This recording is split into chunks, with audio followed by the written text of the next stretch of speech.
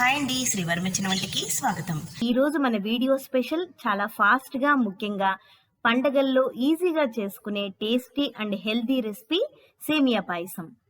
అది కూడా చిక్కబడకుండా టేస్టీగా ఎలా తయారు చేయాలో ఈ వీడియోలో చూద్దాం.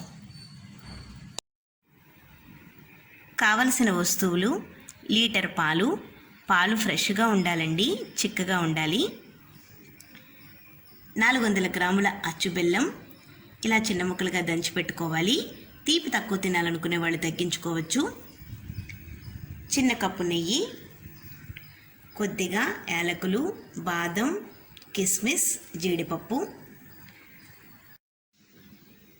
200 గ్రాముల సేమియా ఉడికించడం కోసం 1 గ్లాస్ నీళ్లు.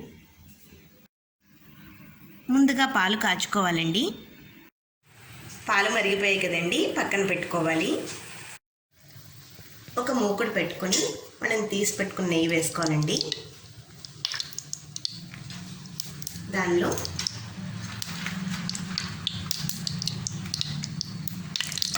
జీడిపప్పు, బాదం వేసేసుకోవాలి.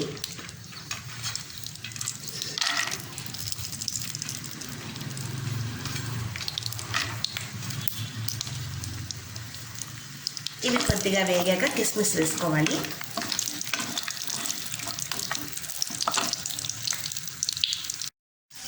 జీడిపప్పు, బాదం వేగుతుంది కదండి, ఇప్పుడు కిస్మిస్ వేయించేసుకుని ఒక ప్లేట్లోకి తీసుకోవాలి.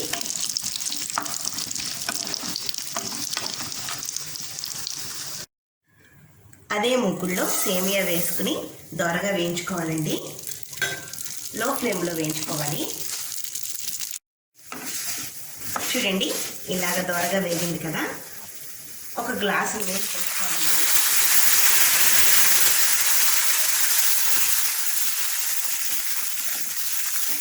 మెత్తగా ఉడకాలండి.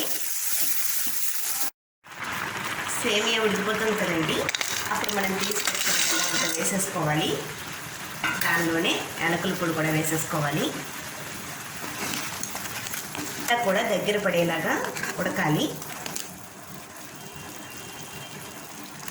బెల్లం అంతా కరిగిపోవాలండి.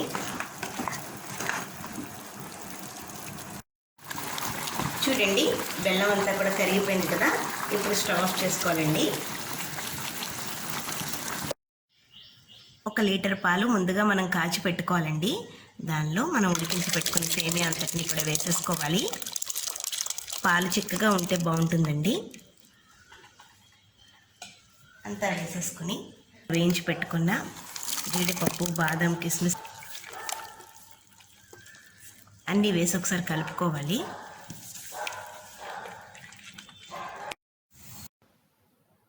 చూసారు కదండి, సేమియా పాయసం రెడీ.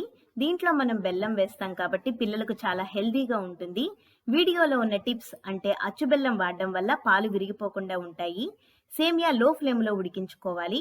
కాచిన పాలల్లో మాత్రమే సేమియా వేసుకోవాలి.